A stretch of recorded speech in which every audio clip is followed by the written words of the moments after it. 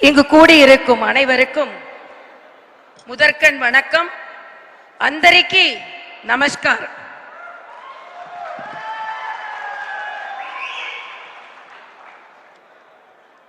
పవన్ కళ్యాణ్ గారు ఆంధ్రప్రదేశ్కి ఒక శక్తిగా ఇక్కడికి వచ్చింది.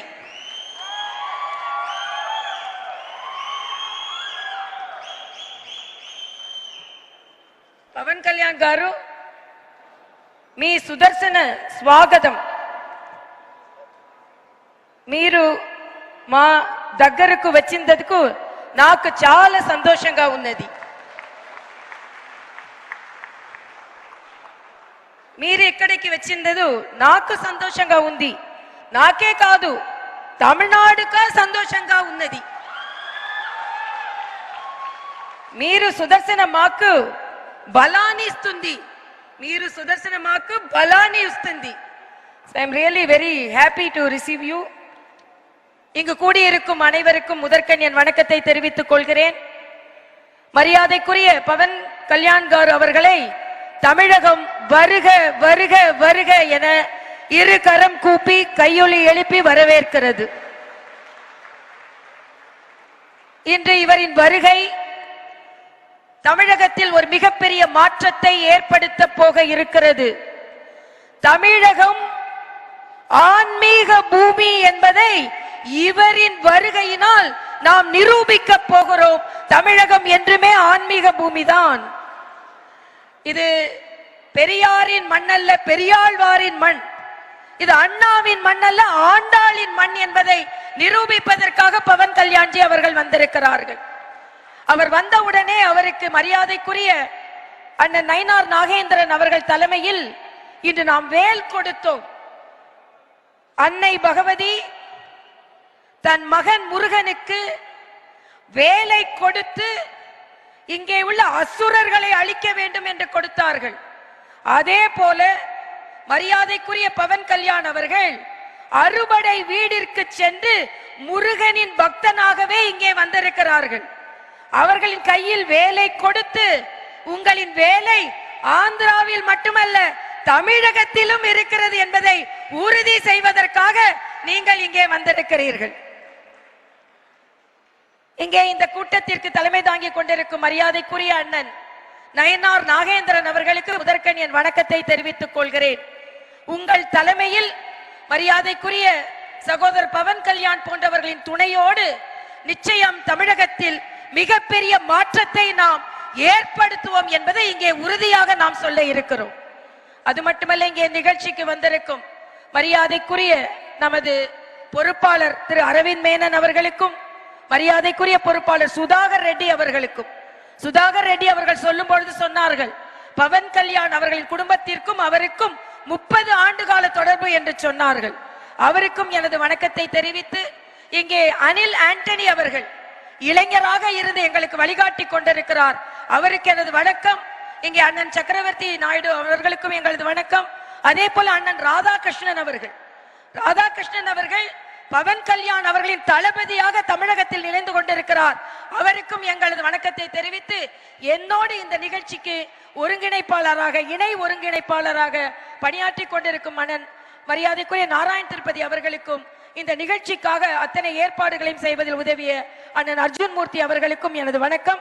எல்லாவற்றிற்கும் மேலாக திங்கட்கிழமை காலை ஒரு நல்ல நிகழ்வுக்காக இங்கே வந்திருக்கும் உங்கள் ஒவ்வொருவரின் பொற்பாதம் தொட்டு உங்கள் ஒவ்வொருவருக்கும் முதற்கண் என் வணக்கத்தை நான் தெரிவித்துக் கொள்கிறேன். இன்றைய காலகட்டத்தில் ஒரே நாடு ஒரே தேர்தல், இது நம் பாரத பிரதமரின் கனவு.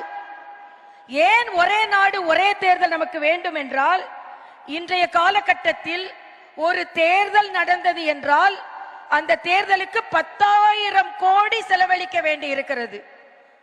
கட்சிகள் 7,000 கோடி செலவழிக்க வேண்டி இருக்கிறது. உதாரணத்திற்கு மாநில தேர்தல் என்றால் 1000 கோடி செலவழிக்க வேண்டி இருக்கிறது. இது கட்சிகள் இல்லாமல் தேர்தல் செலவு மட்டுமே. அப்படி என்றால் 1000 கோடியை 8 கோடியை வைத்து வகுத்தால் எவ்வளவு கோடி ஒரு நபருக்கு செலவு செய்ய வேண்டி இருக்கிறது. ஆக அந்த பணம் மக்களின் நல்வாழ்விற்கு செலவழிக்கப்பட்டால் நிச்சயமாக ஒரே நாடு ஒரே தேர்தல் இந்த நாட்டு மக்களை பாதுகாப்பதற்காக மரியாதைக்குரிய பாரத பிரதமர் மோடி அவர்கள் கொண்டு வந்திருக்கும் மிகப்பெரிய திட்டம் என்பதை நாம் இங்கே வரவேற்போம். இங்கே இந்த நிகழ்ச்சியில் கலந்து கொண்டிருப்பதற்கு காரணம் என்ன? ஒரு அரசியல் கட்சி தலைவர், தமிழகத்தில் உள்ள தலைவர் சொல்கிறார், ஒரே நாடு ஒரே தேர்தல் சொல்றாங்க, ஆட்சிகள் கலைந்தால் என்ன செய்வார்கள் என்று. நான் ஒரு டாக்டர், வந்த உடனே நீங்கள் கருவுற்று இருக்கிறீர்கள், ஒரு குழந்தையை பெற்றெடுக்க போகிறீர்கள் என்று சொன்னால், டாக்டர் அபாஷன் ஆயிடுச்சுன்னா என்ன செய்யறது முதல்ல கேட்டா எவ்வளவு கொடுமையோ, அதே போலத்தான் இந்த தேர்தல் முழுமையாக மக்களுக்கு பலன் தர வேண்டும். ஒரு குடும்பம் என்று எடுத்துக்கொள்வோம், ஒரு குடும்பத்திற்கு நாம் இருவர் நமக்கு இருவர்னு சொல்றோம். அடிக்கடி குழந்தை பெற்றால் ஒரு குழந்தைகள் நிதிநிலை எவ்வளவு மோசமாக இருக்குமோ, அதே போல அடிக்கடி தேர்தல் வந்தால் ஒரு நாட்டின் நிதிநிலை மிக மிக மிக மோசமாகிவிடும். அதனால்தான் மக்களுக்கான திட்டங்கள் நல்ல திட்டங்கள் கிடைக்க வேண்டும். இங்கே நான் வைப்பதெல்லாம் வைக்கும் கோரிக்கை என்ன என்றால், தமிழகம் நிச்சயமாக பலன் பெற வேண்டும். தமிழகத்தில் உள்ள மக்கள் நிச்சயமாக பலன் பெற வேண்டும். தமிழகத்தில் உள்ள மக்களின் வாழ்வு தாமரை மலர் போல் மலர வேண்டும் என்ற காரணத்திற்காகத்தான் இன்றைய காலகட்டத்தில் நாம் எல்லாம் இங்கே ஒரே நாடு ஒரே தேர்தல் என்று நாம் நம்மை உறுதி செய்து கொண்டிருக்கிறோம். இங்கே பேசுவதற்கு பல பேர் இருப்பதனால் ஒன்றை மட்டும் சொல்லிக் கொள்கிறேன்.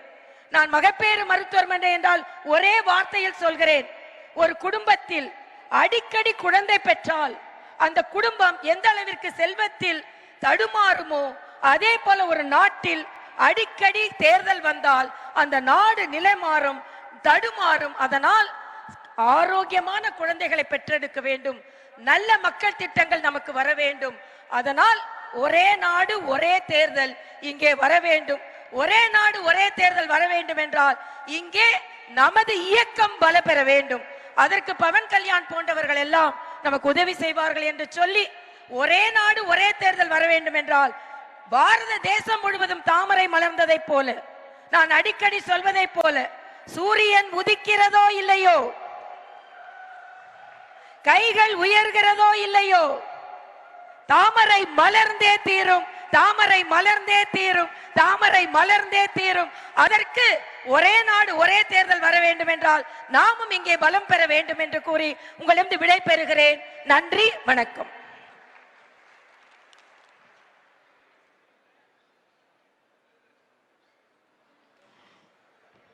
தமிழகத்தினுடைய அரசியல் வரலாற்றை கரைத்து குடித்தவரும், திராவிட மாடல் என்று